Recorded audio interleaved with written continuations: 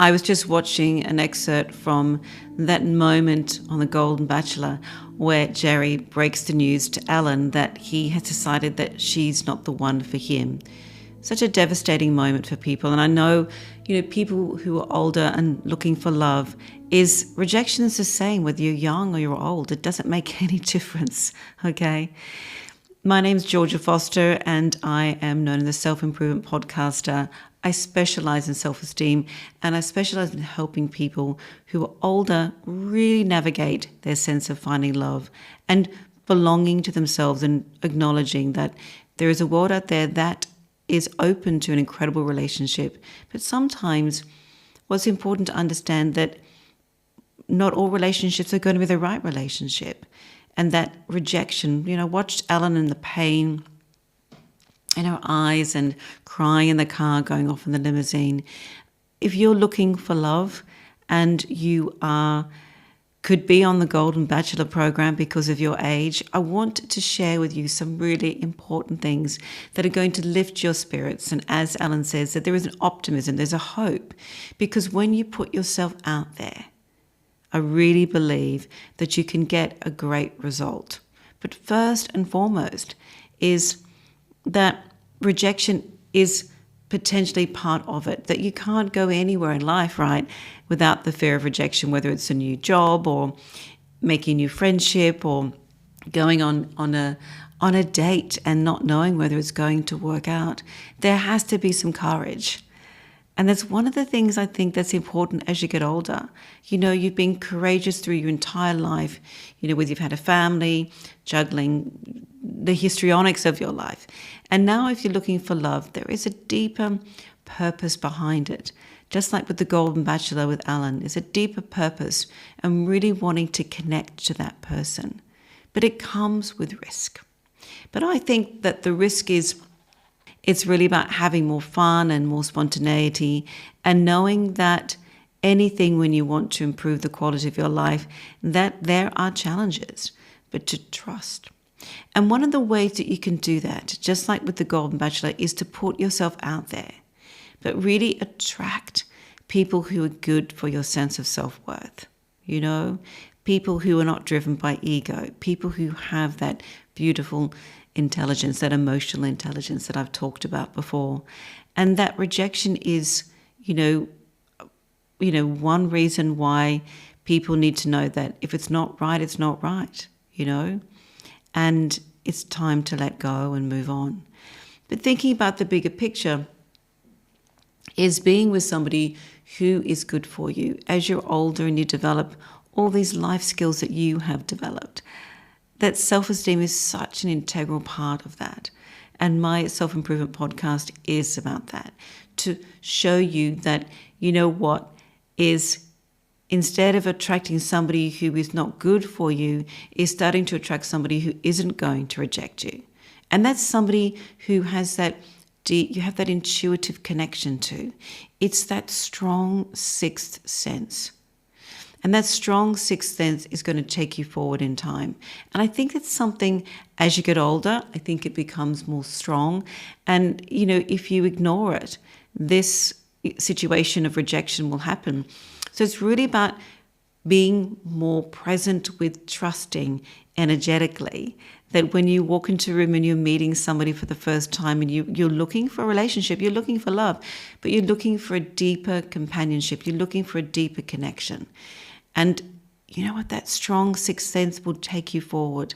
I know so many clients have said to me, "Hey, Georgia, I really want to meet somebody, but they have to have X, Y, and Z before I'll, agree to be going out with them." Like, you know what? When you're older, it's just not like that. We all have a history, all have these moments in life where we realize that we're vulnerable and that there is always the chance of rejection, but there's equally the chance of acceptance. And part of that is trusting, the courage to go out there, but really the courage to have that strong sixth sense to go out there and risk it. Okay, with Ellen, it didn't work out. But you know what? Deep down, she would have known that. Okay, because there's something about that sensation, about connecting with people. When you spend a bit of time with them, maybe date 2 or 3, when you start to become more familiar and you start to really get to know each other, when you're older, it's really about your personalities, getting together and wanting to hang out together, but feeling safe. And I always think there's that little bit of a feeling, like that sixth sense that that person isn't really right for you, and really concentrating on that sense, that intuition, that sense of thinking, actually, hang on a minute, something's not quite right here. Doesn't mean you're not present with that person, but knowing that if you choose to reject, that's completely fine too. Don't settle for someone who's not really good for you. I think a lot of people have this big mistake as they get older, that what they see is what they get. But actually, that's not how it works. It's about really owning that strong intuitive ability to know who is right for you and who is not. So that if you decide that you want to reject, you know that it's right to reject, that you're not always going to be rejected, because you're not. When the right person comes, with the right timing, it will happen. So I want you to really think about the magic of your intuition and how it's going to take you into that meeting with that person for the first time. When you're looking for love, it happens. It really does. But knowing you take your intuition wherever you go, so that you know that there's something not right, don't wait for the rejection. You decide whether you want to be in that company, in the company of that person or not. Such an important tool to know.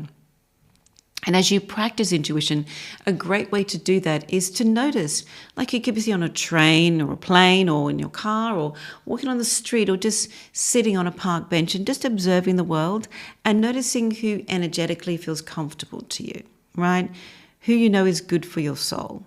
They're the sorts of people that you want to attract into your life. And I'm not just talking romantically, I'm talking about in your personal life, where you can be with people who you know are not going to reject you, that they love you for who you are, for your warts and all, for your history of life, for who you are now and all of the stories that you have to tell.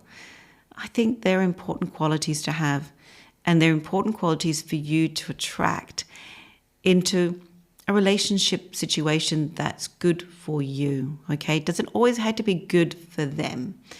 Okay, we're all vulnerable in relationships, but being a little bit more true to your own sense of self-worth and your intuition will mean that rejection just doesn't happen, because you are in the helm of intuitively going into the right place, attracting the right person, and knowing who is good for you. Okay, so that's my advice for you today. Rather than being worried about rejection, that you can actually realize with your intuition, you can walk into a room and just know who is good for you, your sense of self-worth, and your beautiful ability to love, to share, to be vulnerable, to have fun, and to enjoy being in the relationship that you truly deserve. So if you'd like to watch more of my podcasts, as I said, I'm Georgia Foster. I'd love to share with you some more advice and some top tips for how to find love later in life. Thank you. Subscribe now and I'll share some more stories with you.